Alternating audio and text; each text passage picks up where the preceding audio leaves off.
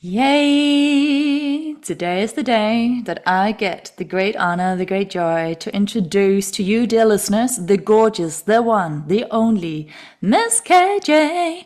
Now, I'm just going to read out your bio, honey, because I think that's a gorgeous way to intro you. So, you are a business coach and mentor for healers, light workers, and spiritual entrepreneurs.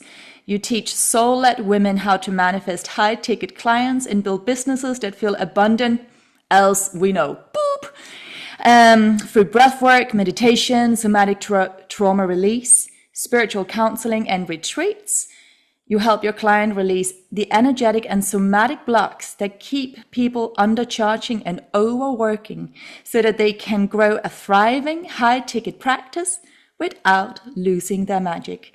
Welcome to the podcast, KJ. So nice to have you. Thank you for having me, Josephine. Such a pleasure to be here. And I just want to share with listeners out there and also with yourself. I came across you.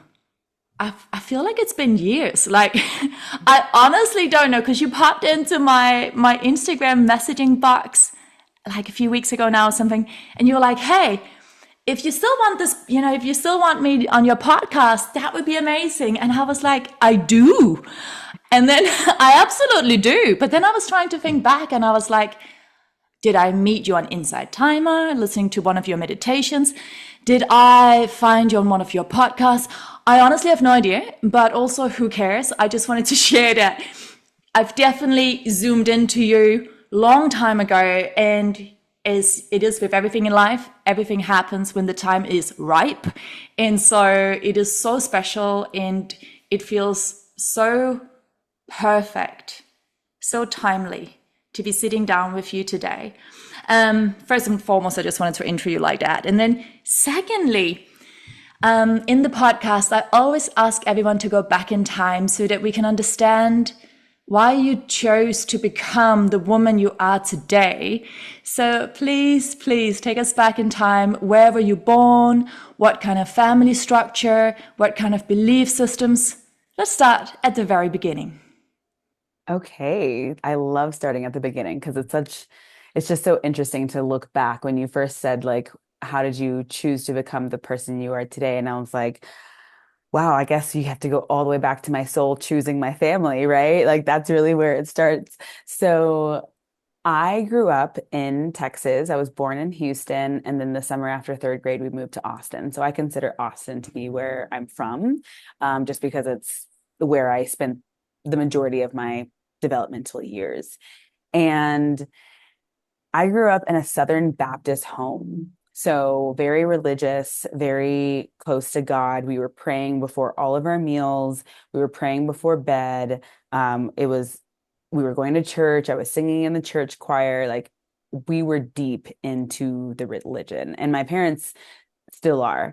And I think it was probably college time frame that I started to take classes in other religions and learning about world cultures and how different the world is from what I grew up with, and realizing how much overlap there is too, even within the religions. I was studying Hinduism at one point, and I remember learning about one of the stories and realizing it was a very similar story to something that was in the Bible. So that's when I started to be like, wait a second, isn't this, are we all talking about the same thing here? And that kind of opened me up spiritually because I never once doubted the existence of God or the divine. That was something that I have always been very close with. That energy, I've always spoken with God energy, source, creator energy, and felt the presence of that divine energy. So even though I left the church, I never once left my relationship with God and with the creator. I kind of use universe, God, source interchangeably. And after college, or actually in my last semester of college, when I was writing my thesis, I didn't have a whole lot of classwork going on, but I needed structure. So I started taking yoga classes and going to yoga classes every single week just to have some type of structure in my life.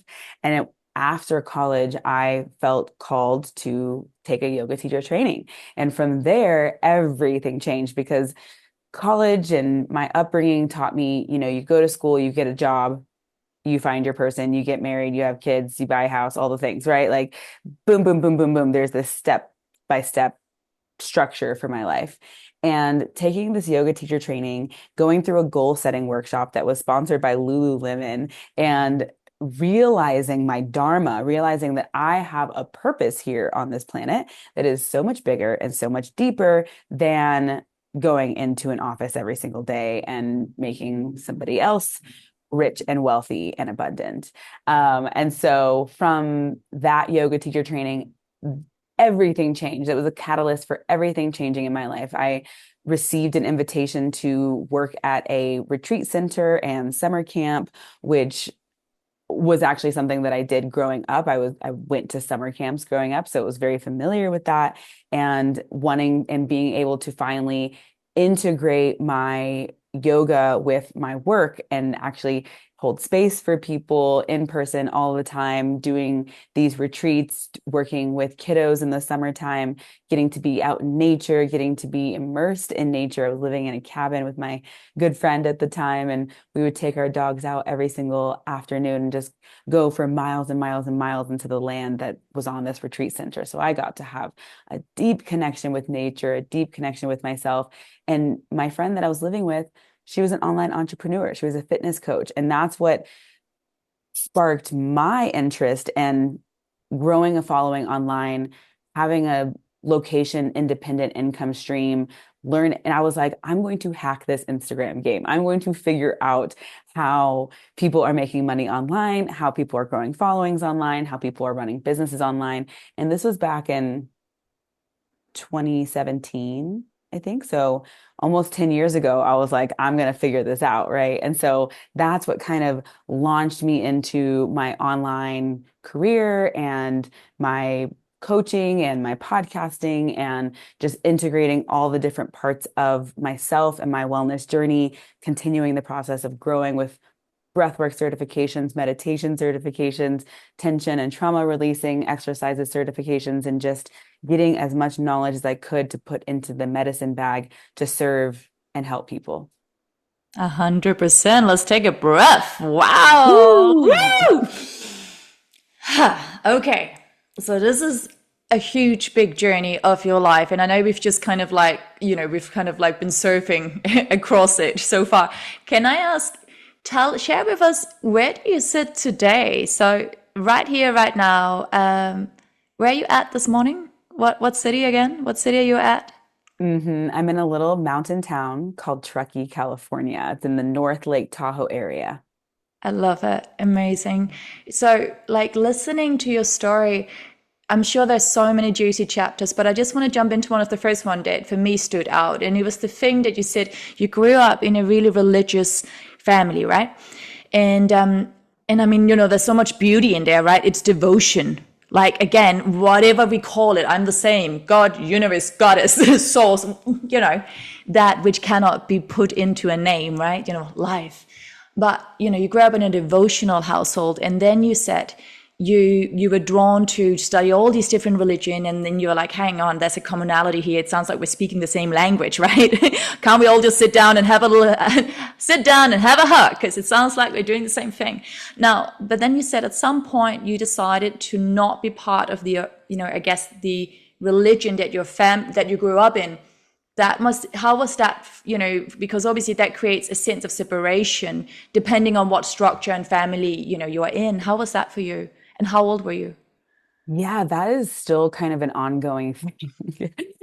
So I can't remember if there was an exact moment where I was like, I am leaving this religion. It wasn't quite like that. It Yeah. was kind of a combination of growing up, hearing certain messages that resonated and hearing lots of messages that didn't resonate. Even as a child, I was like, that doesn't feel good to me, right to me, safe in my body, like the way that they talk about certain things. A specific example was I remember being in college, going to a ministry church type of situation. And the guest speaker literally told us that every lost soul on this planet that does not convert to Christianity it's our fault that we are not out there evangelizing and converting people all over the world. And they're going to go to hell and it's our fault, basically. And I was like, I'm sorry, what? How? Meanwhile, I'm in a Hinduism class, right? Learning about these other religions and how, I'm not going to go into somebody's world and say, I have your answer. I just, it gave me the ick. So those types of messages that kind of compounded over time where I was just kind of realizing this is not it. And so I stopped going to church. I stopped contributing to a church family and being in a fellowship, if you will, in college. I think is when that really started to happen. And when I would go home to Texas and visit family, there were often, it's conversations with my dad because he is the son of a Southern Baptist pastor. My grandfather was a Southern Baptist pastor. So my dad's heavily involved in his church. He's often a guest speaker. He's on the board of his church. I mean, he's very deeply involved. So it was usually when I was stuck in the car with my dad that he would be like, so let's, talk about this kind of thing and bring it up. And, I would feel it now that I know the things that I know about our nervous system, but I could feel myself like shrink and freeze and fawn and just not even really want to talk about it with him because no one can convince you to believe anything, right? Like we could have this discussion for hours and hours and go back and forth about why I don't believe, and he could try to convince me to believe, but I've already gotten to the place of I'm believing something different, and that's okay. I've gotten to the point now where I don't need him to accept me. I don't need him to agree with me. I don't need him to see me, right? We can just not talk about it.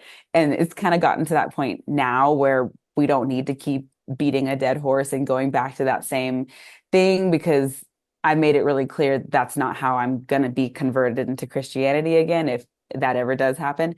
And so, yeah, I mean, what we've kind of left it at is he's praying for my soul because in Christianity, if you're not a Christian, if you don't believe that Jesus Christ is your Lord and Savior and died on the cross for your sins, then you're going to hell. So he's praying for my soul. What I believe, though, is that this existence is hell, actually, right? And if we don't reach enlightenment or whatever you want to call it, realization, self-actualization in this lifetime, then we repeat and we come back to hell. And you get an opportunity to try again in this lifetime. You get an opportunity to go through another lifetime and hopefully reach whatever that deepest oneness connection is with the divine, with source, with goddess, God, etc. So I still think that that is actually the same thing as what a lot of Christians are describing, but we're using different words. And it's not as serious as I need to say and also truly believe Jesus Christ is my Lord and Savior and he died on the cross for our sins. And if I believe in that and if I believe in him, then I'm saved, right? I think it's not quite that granular and detailed. However, do I think I'm going to reach enlightenment in this lifetime? I've been told based off of my Vedic astrology chart that I'm supposed to. No pressure or anything, but that's kind of where we're sitting at this. Oh, now I'm really curious. And thank you. Like, cheers in water. I've got my little water glass here. Teaching, it's water time. Thank you, KJ. This is so open of you and so courageous of you to share all of this. And I really love it. And again, listeners out there, as I always say, whether or not you were brought up in a similar background to KJ, whether you are even like, into anything to do with spirituality or what we can call religion or anything else, what KJ is really opening up about is the fact that you were brought up into a situation where essentially at some point in your life, you were not fully accepted for who you are. Not saying you're not anymore, but from everything we're hearing, right? You had, as we all do as human beings, had to find a place within yourself where you went, okay, even if everyone else tells me something else out here, inside of me, I know in my bones that this is my truth. I'm getting goosebumps. This is my truth. And I don't need anyone else out there to agree or disagree. Be in peace, right? Like, whew, like this is so deep. So again, listeners out there, we've all faced and will continue to face throughout our lifetimes so many different situations, whether it's through well-meaning parents or not so well-meaning, everyone trying their best, right? Well-meaning mentors, whatever it is, society, wars, there is so much going on. Our own brain, our own ego, our own fears, right? Our own, all of it, our own ancestral history, our own karma. There's a lot going on being a human being, right? And to continue to go, hey, what feels right in my body, with the knowledge that I sit in today, with the wisdom that I have lived, what truly is my truth without needing anyone else to agree or disagree, right? That's super powerful. So first of all, I just wanted to really acknowledge you for sharing that. And I know everyone will resonate so deeply with you. So thank you, thank you, thank you. And then I had another point we were going to jump straight to, which was a great red thread that somehow just got lost in our water. So I'm just going to take a minute and go, oh, what was this beautiful thing I was about to ask you? I'm so sorry. Where were we? There was this It'll come back. Yeah, it will come back. It's just so, I really love this, KJ, because it's so juicy, like listening to your story and listening to this experience with your dad, and you're in the car, and also how you said like you felt yourself shrinking and you were like, no, this time I will not, right? Ooh, I got it. The Vedic astrology. Okay, so I love astrology. I've studied it for years. I am new to the Vedic, but I have a feeling you've got Leo, right? But is that in your Vedic or in your Western? Both. Ooh, talk to me. Yeah. So in both, I am a Leo rising, and yeah. And so it's been a few years since I had my Vedic chart read. And I should make a caveat to everybody, because I didn't know this before I had my Vedic chart read. You have to be really careful what you ask in Vedic astrology, because they will give it to you straight up, non-sugar coated. And I asked some things in that astrology reading that I was not prepared to hear, and that I think I'm fine. I don't want to say I'm done integrating them. I'm still very much integrating them, and I'm happy to dive into what that is. But I will say my big three in Western astrology, I'm a Libra sun, I am a Sagittarius moon, I'm a Leo rising. In Vedic astrology, I'm a Libra sun, Scorpio moon, Leo rising. So a lot of this, she was working with me with a lot of the Scorpio stuff, because that's not one that I was super familiar with, but everything that she said about me and my Scorpio moon, I feel is very accurate. I can be a little bit harsh sometimes with that stinger. It's my defense mechanism, right? Instead of shrinking back or just walking away, or what, I tend to just I don't lash out physically, I lash out verbally. Usually with men. Usually it's just a thing that happens with men, specifically lovers. So that was one aspect of it. But yeah, the Leo rising is the element where she's like, you're meant to be on stage, you're meant to be royalty vibes, in the limelight. And I'm not exactly sure where she pulled the information from that says you're meant to reach enlightenment in this lifetime, but I would assume it's from the Leo rising. And also, the thing is, KJ, right? I'm like, in astrology, the way that I work with it is similar to anything in the universe. It's in movement. Nothing is ever stagnant, right? And so you're changing through your choice, through your conscious choices and through your subconscious choices throughout your life, right? And so again, she said what she said. you heard what you wanted to hear and what you were ready to hear and what you are now sharing with us, right? What felt juicy to you, what triggered you, what spoke to you, what woke you up, right? So this thing that you said you were like, she told me that I would reach enlightenment in this lifetime. Well, the fact that you're already sharing that with us, for me, that's super Leo. I love it. It's like, this is who I am. So, the Leo, I know the shadow side can look like arrogance, but this is not arrogance. This is fact. This was said.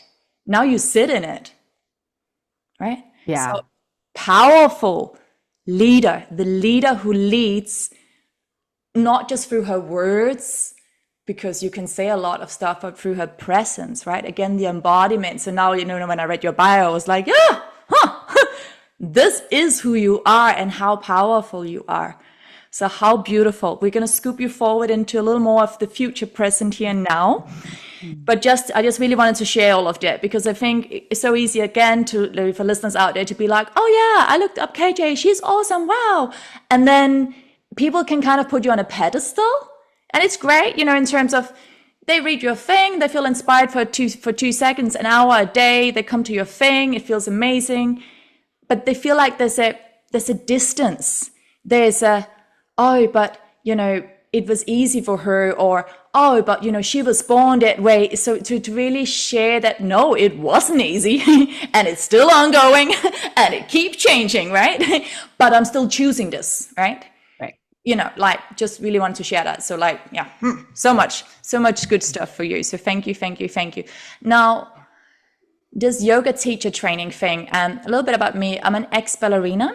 So I originally was a ballerina from the Royal Danish Ballet in Copenhagen. When I was 16, I went from feeling like, I was living my dream life, complete fairy tale, growing up in a theater. Also very black swan moments, but hey ho, that's part of it. And then all of a sudden I had a teacher who from day one was like, I don't like you.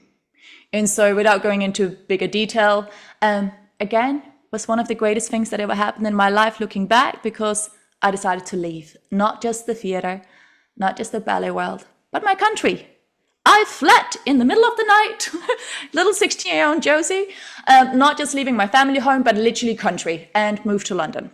So anyway, fast forwarding, I'd done yoga since I was 9 years old, but yoga was always there. I did it as a mean to sort of like keep my strength and flexibility whenever we had time off from the Royal Danish Ballet.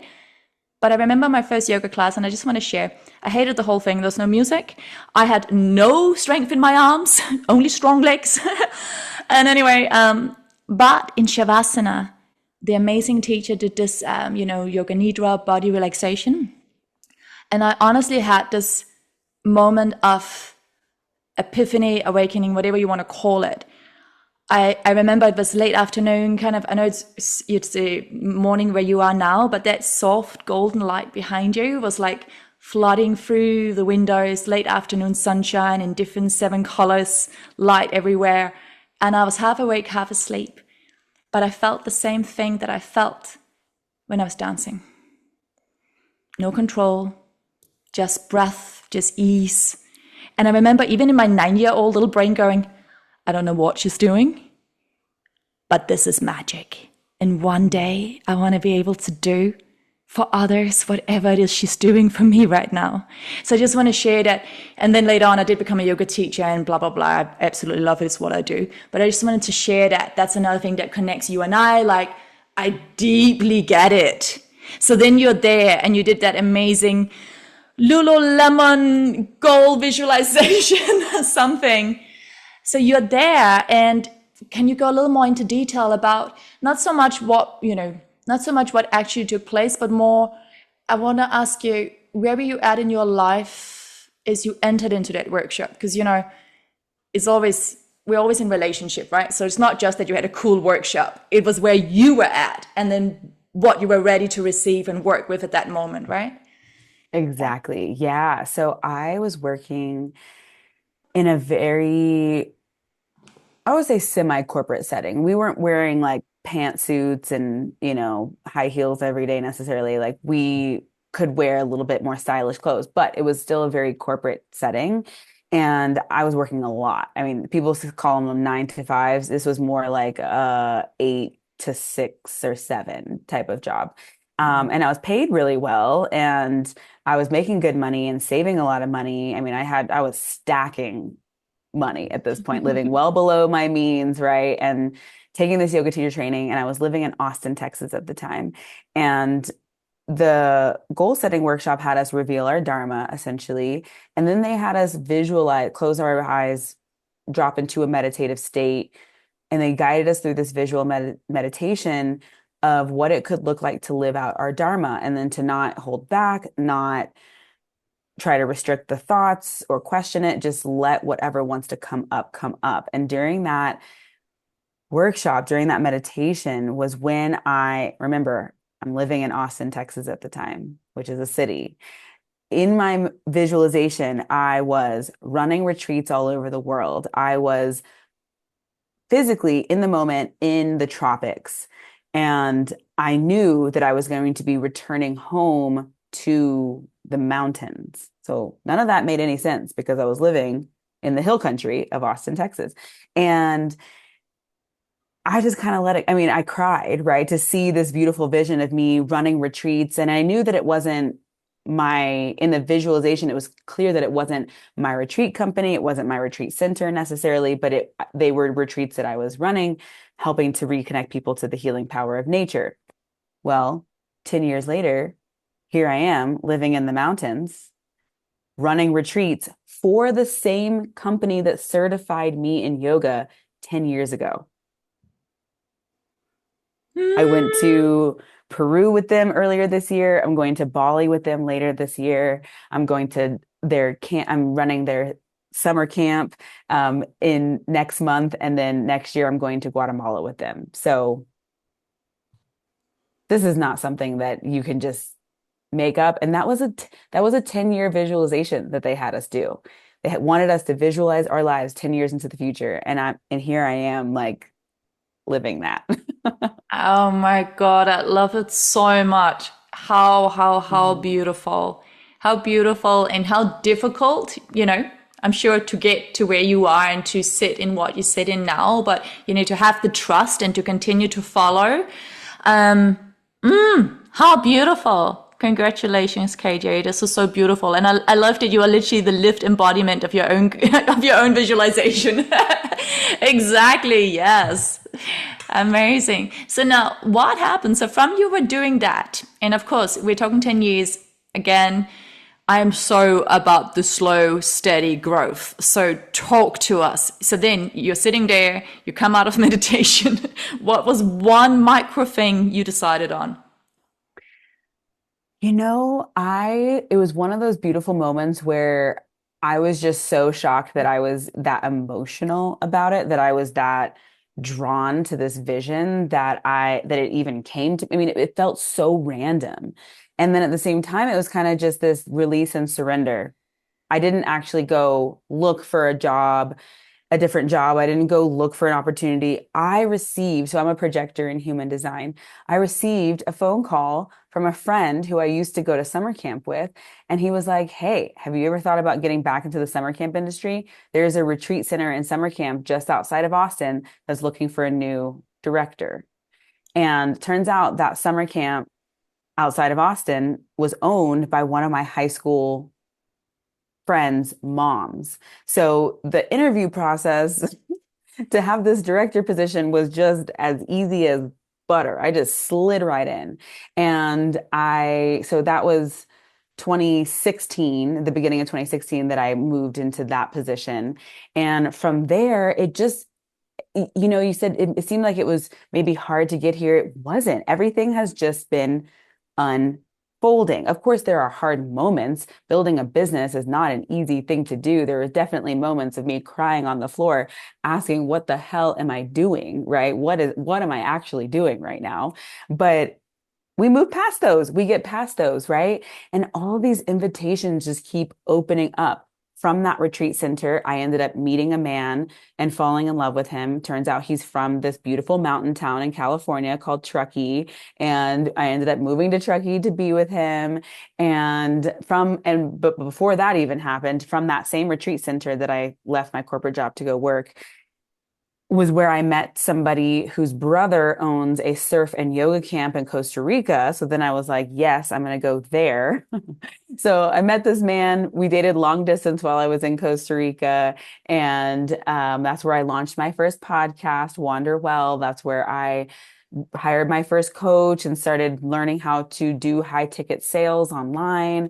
And from this retreat center in Costa Rica, that I learned how to surf, and things just started really unfolding from there. And I ended up launching my business, launching my podcast from this retreat center in Costa Rica, and then coming back to the US and moving to the mountains where I live now.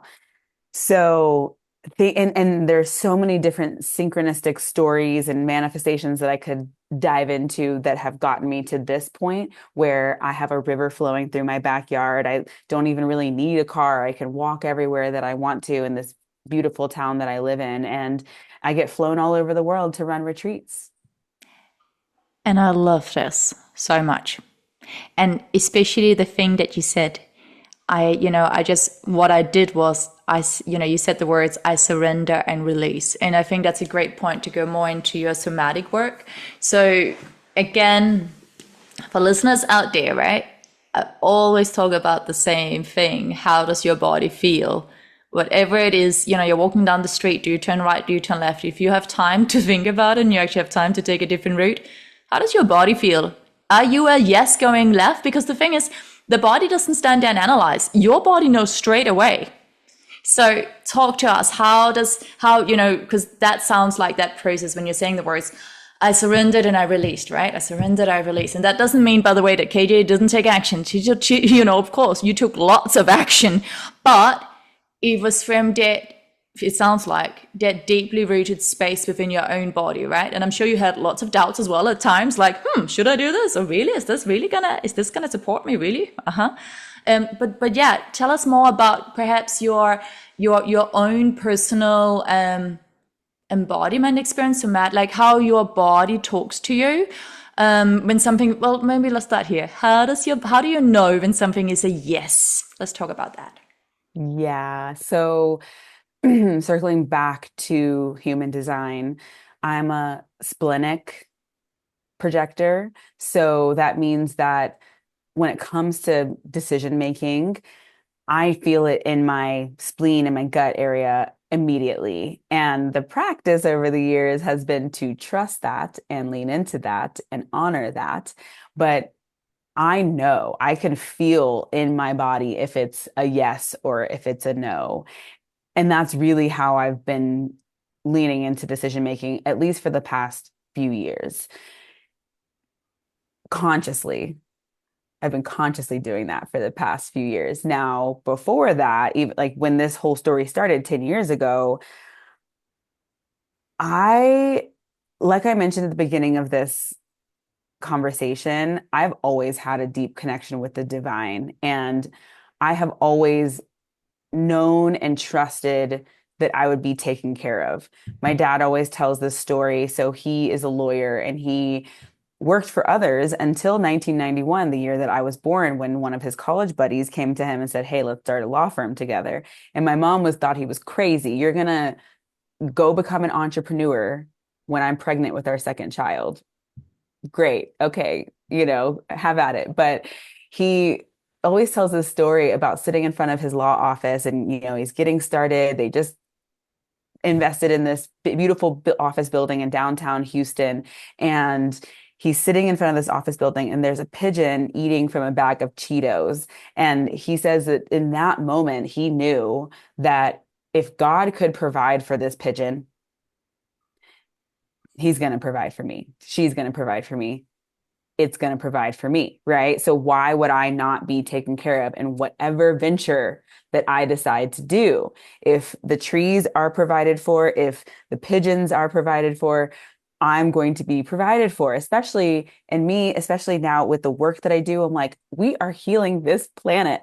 We are here to bring more light and love and expansion and healing, abundance to this planet. So why would I not be supported in that? Even if I need to take out loans, even if I need to take risks, even if I need to trust in the unknown and leap off of the edge, I am trusting that I'm going to be taken care of. Because honestly, what's the worst case scenario? That I go back and just get a job, get a corporate job, which is where I started, which I've done, and it was fine. It was fine. So what's the worst case? What's the worst thing that could happen if I trust, if I jump, if I leap?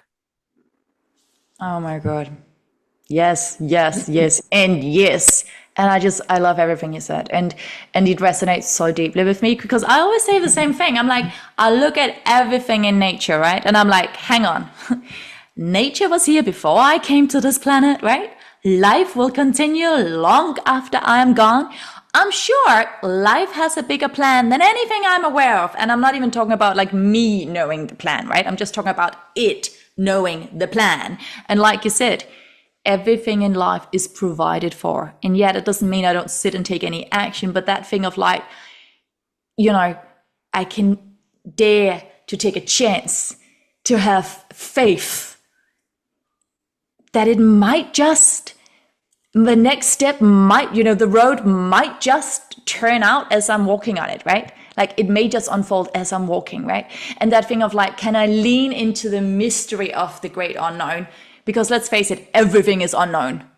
Like literally. So I love, yeah, I just want to say like, I resonate so deeply because I always say the same thing. It's like, all life is created in the deepest, darkest space. The universe ourselves, pretty deep, pretty dark. We pretty much know nothing, right? And every time we think we know something, we find out there's so much more that we don't know. Yay, right? Us ourselves, we were once someone's dream. Someone dreamed you into being, KJ, right? And thankfully, someone dreamed me into being too. And then we arrive as a little seed again in a deep, dark, watery substance, right? Seed in the soil, all of that. An idea, I reached out to you. This woman feels amazing. Let me reach out to KJ, right? And then, when the time was right, my little seed had been in the soil for a while, and you were like, hey, today's the day. But that thing again of like, everything, we can see everything in life as a risk or everything in life as magic and as an opportunity, and have faith that, all of our needs are met, always will be, always have been. Yeah, I love that. Wow, juicy. So let me ask you, because I feel like you have so many stories, but I would like for you to share something with us, please. Something that I think this would be really helpful. I mean, you've had some of let's talk about doubt, right? Doubt. So it's all great because, we're sitting here today and you and I are like, this is great. We trust in life. High five us, right? This is yummy. But then, as we all know, we also have a brain and an ego, and we've had scary things happen and all of that, right? So what are some of the practices, whether it's a physical thing that you do, I know you already shared, the thing that you just said now, but I also know you have so many gorgeous rituals because I came across one of your rituals. Oh, this was a juicy one on Instagram. What was it? It was about you were writing out the shadow. So, working with the shadow aspects. And I loved it. So anything you want to share here, I think would be really beneficial. Yeah. I love talking about shadow work because Me in too. manifestation, yeah, because in the manifestation world, I don't think it's addressed enough. In the spiritual world, I don't think it's addressed enough. Even in some of my favorite books, right? So one of my favorite shadow work practices was introduced to me by my spiritual mentor, Jen Whalen, and she calls it freeform writing. And I believe that she got it from the University of Santa Monica, where she went to school, which is the only thing you study there is spiritual psychology. So from this curriculum, you basically get a piece of paper separate from your journal. You don't, because sometimes even like in the journal that I write in every single morning, when I flip the page to a new page, I can kind of see the imprint of the words from the day before. So we don't want that. We want it completely separate from our journal. And I put on a clock, let's say it's 12 minutes. For the first 10 minutes, I am keeping my hand moving constantly, word vomiting all the nasty, horrible, doubtful, limiting beliefs and things and identities that are keeping me back and holding me back. So this is a great practice to do, especially if you're feeling like ickiness, stickiness, uncertainty, doubt, fear around a certain manifestation or desire that you have.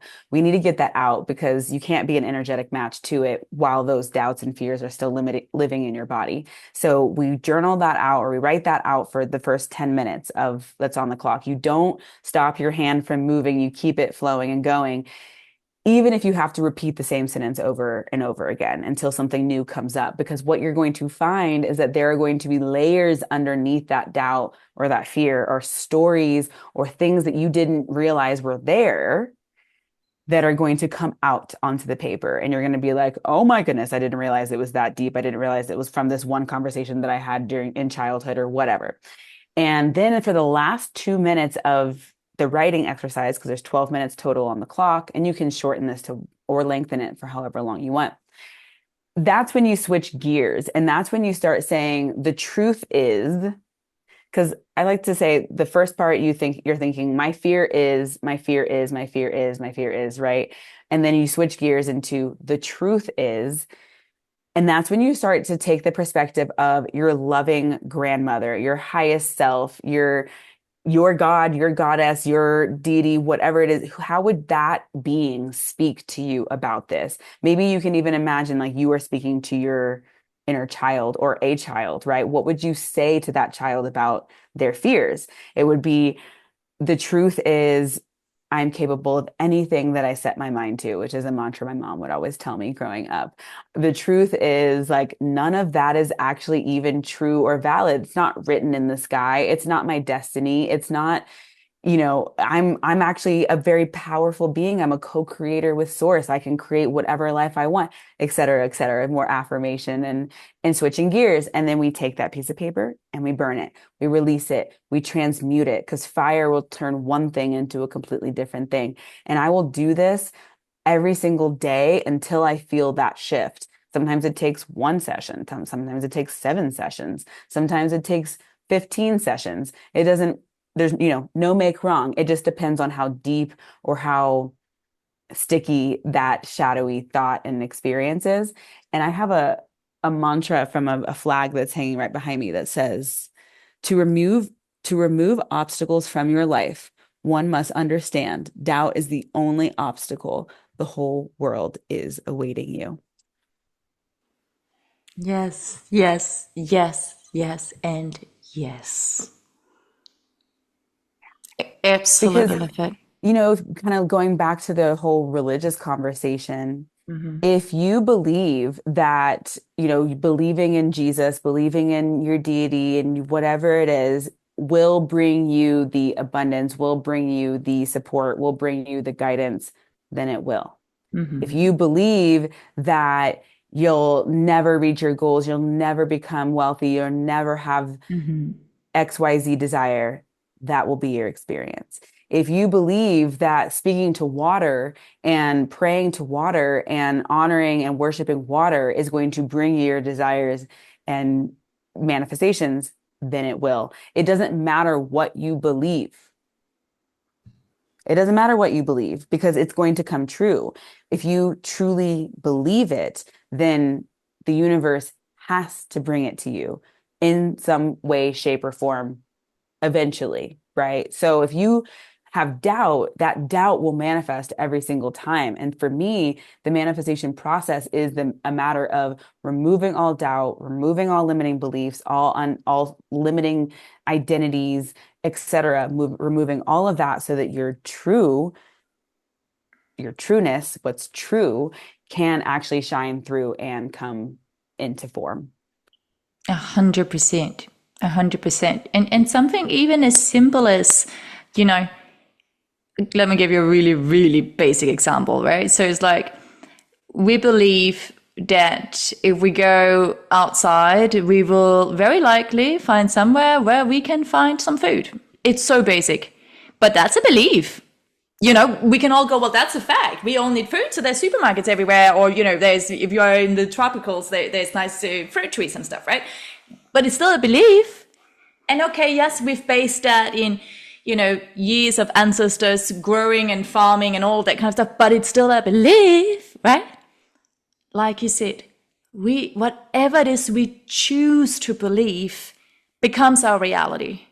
And Mhm. yes, and also because again, we see what we want to see, we hear what we want to hear, we act upon that belief that we believe is for us.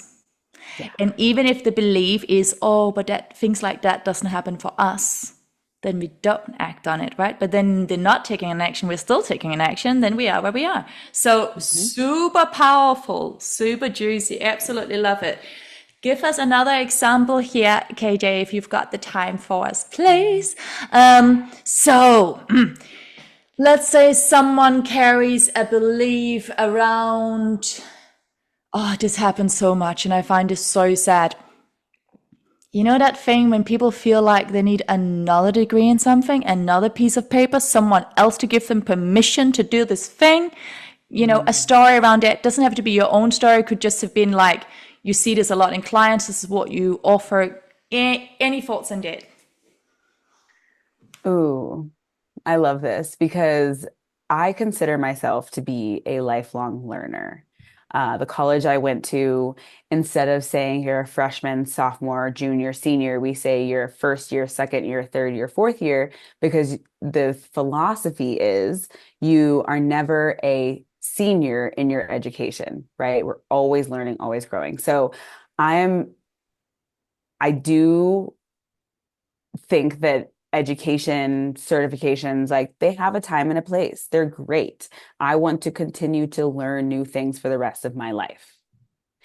And and many of you listening out there already have the skills to help people. And the longer you delay that, the more the world suffers. I mean, not to put a whole lot of pressure on you, but just think about all the people that you can already help. Sure, more education is going to make it so that you can help people in different ways or what have you. I have made investments in educational coursework that I'm not using or saving for later or was a bad investment. And, you know, so many ways, shapes, and forms that we can see that, right? And I also know that there are certain things that I can support people in right now. And I think a lot of people don't take that first step because they don't have the proof. I think it's really helpful when you can take a moment and think about all the friends you've helped, all the colleagues and coworkers you've helped, all the family members who have called you asking for support or advice on a certain thing. You have already helped people for free. You already have clients, right? And so starting there, kind of taking inventory of all the people that you've already helped and starting there. And then maybe if you, okay, you're like, okay, well, I haven't helped people in this one specific way that I want to in the future. So blah, blah, blah, blah, blah. Okay, take on a beta client. Take on someone to practice this with. Do a swap with another healer or light worker, whoever it is that you kind of want to help. Do a skill share with them if you need to kind of get that proof.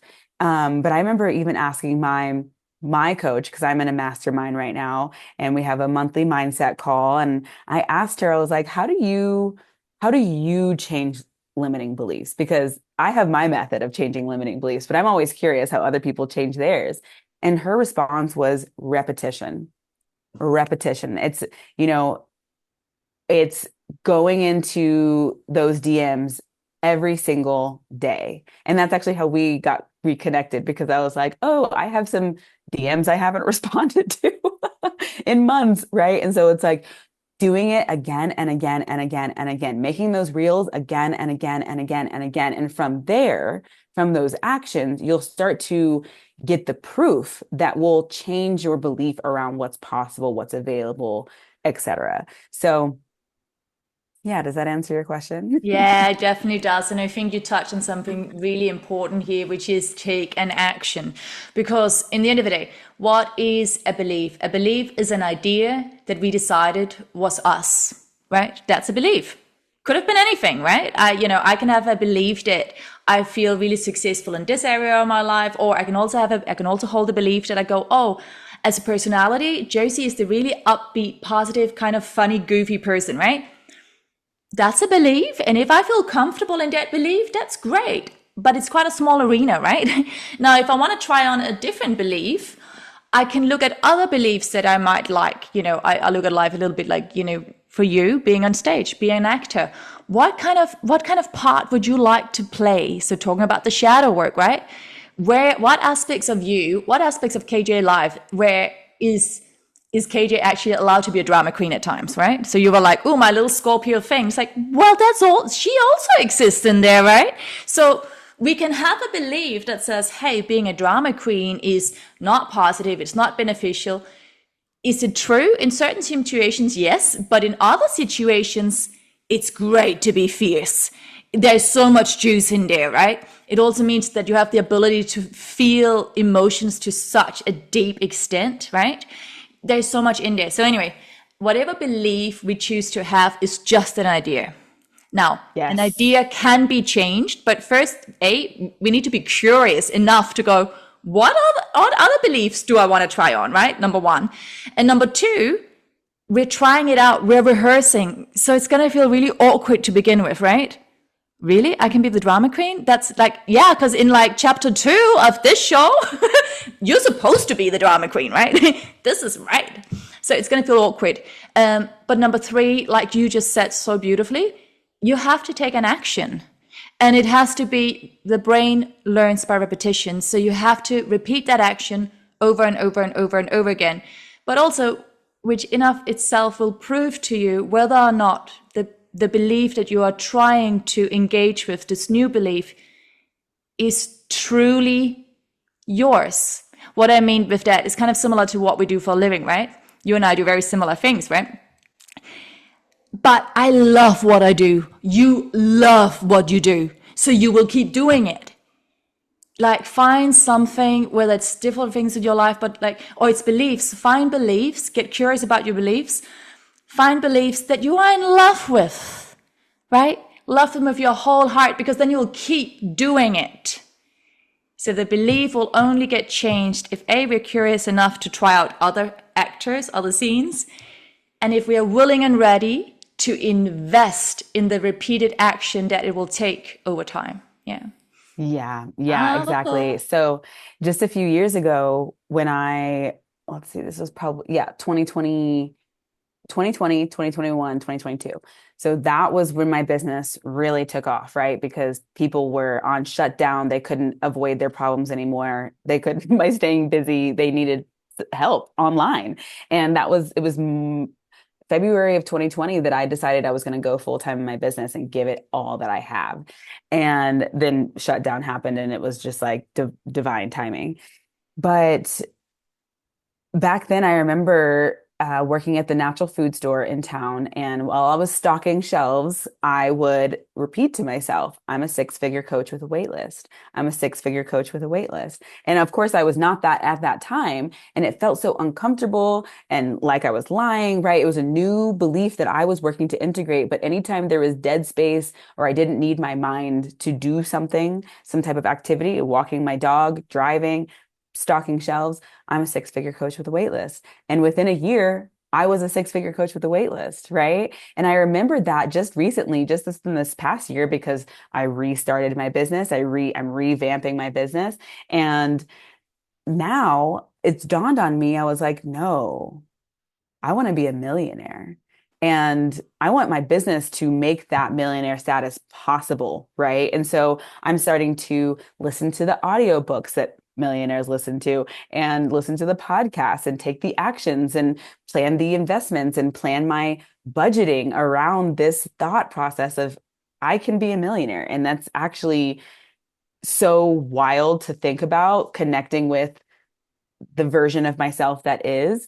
But I'm so excited to watch this unfold because I know that manifestation works. And so I know that if I stick to it and keep affirming it and removing all the thoughts that tell me that I can't be, that it's so far away, that blah, blah, blah, blah, all these things, if I can continuously come back to the thoughts of I'm a millionaire, I'm a millionaire, I'm a millionaire, I'm a millionaire, it has to be. And I can't wait to share that story with you guys next time. No, I loved it. I loved it so much because also, again, for listeners out there, what's really interesting, KJ, is that right now, like listening to you and receiving you, A, of course, it's 100% possible. And B, of course, there's already a version of you who is. But what's interesting is that I can hear, like you're saying, you know, like, I can't wait for that to have fully like dropped into body, right? It's still a process, right? So for listeners out there, for KJ, it's actually not really about the money. It could be anything. It's the same way, you know, I could have a client sitting with me right now who's been wanting to have children her whole life, but she was told by lots of doctors that she couldn't, she wasn't, whatever. And then, you know, I could turn around to her and say, you know, you're going to have a baby next year, right? And something within her could start to go, oh my God, yeah, actually, like this is real, right? Or as a listener out there, think of anything that you want, absolutely anything. And anything where you're thinking, oh, this is a wild card. Like, I would love for this to happen, but hey ho. The minute you notice that distance where you're like, this is not for me, because there's that kind of weird gap, like you feel it, you see it, you visualize it, and then you feel as if you're somehow zooming away from it. There's a gap, right? And you're trying to walk and make that gap shorter. But what's really interesting, again, like, it's never about the thing. It's not about the money or the baby or whatever it is, the perfect, but, the love of your life or living your purpose or knowing your purpose, whatever it is. Like, it's the random idea that tend to exist within our brain that not everything is possible for us. Right? So I'm not sitting here talking about fact or non-fact. I'm just talking about this sense, because it's a physical experience of what is and what isn't possible. And going back again, going full circle to that whole thing about the universe, I'm always like, well, hey ho, like if life, God, you and I are ping-ponging with the 500 names for that which can't be named, right?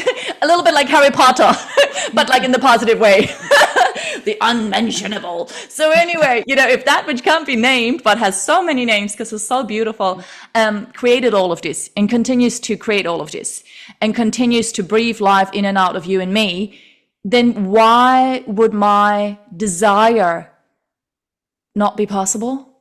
Like, who am I? Honestly, who am I to say, no, not for me? That which creates worlds, that which destroys worlds, that which gives life, that which takes life, So yes, Miss KJ, Miss Millionaire. I want to up it. I want to be like Miss Billionaire because why not? Because whether or not you want to put the effort into it, and I don't know, all of that is another thing, but can you? 100% you can. Yeah. Like 100%. Yeah. Anyway. Yeah. And I remember growing up watching the show, Do You Want to Become a Millionaire? Who Wants to Be a Millionaire? Whatever it is. Me too. I watched it too. Yeah. And back then it seemed like, wow, millionaire status seems like such a big deal. Now, especially now that I'm like saturating my brain and body with millionaire status, millions does not even seem close to it. Not enough. It's not that it's not enough. It just seems so small. I'm like, oh, well, I'm reading the series on $100 million whatever by Alex Hormozy, right? $100 million leads, $100 million offers. I'm like, $100 million sounds nice too. Like we'll get there. I believe that like that is possible and available, right? One step at a time. 100%. It's 100. Exactly. As long as you are willing and ready to relax, release, but also take the action, educate yourself, continue, and then continue to stay open to the fact that your plan may change. It might be billions. You might actually change your strategy. You might change lots of times because you'll realize that which you thought you were driving for Your goal changed because you changed. So Yeah. you know, like all of that is just exciting and juicy, right? But again, just that thing of like, again, listeners out there, KJ is talking about a belief system, and that's what can be really fun in life. We can go like, oh, what else can I do, right? Like, what else do I get to have the joy at having a go at? How delicious. Wonderful. Mhm. KJ, or I could talk to you all day, but I want to ask you something that I ask everyone. Mhm. As you look back over your life with the high highs and the low lows, in all of that in between, every single time you sat up straighter in that car instead of shrinking, every single time you said yes and leaped out into life, every single time you spoke your truth and continue to get onto stages, the ones that are metaphorical and the ones that are, you know, practical in person. If you had just one or two soul messages for humanity, what would they be? Mm.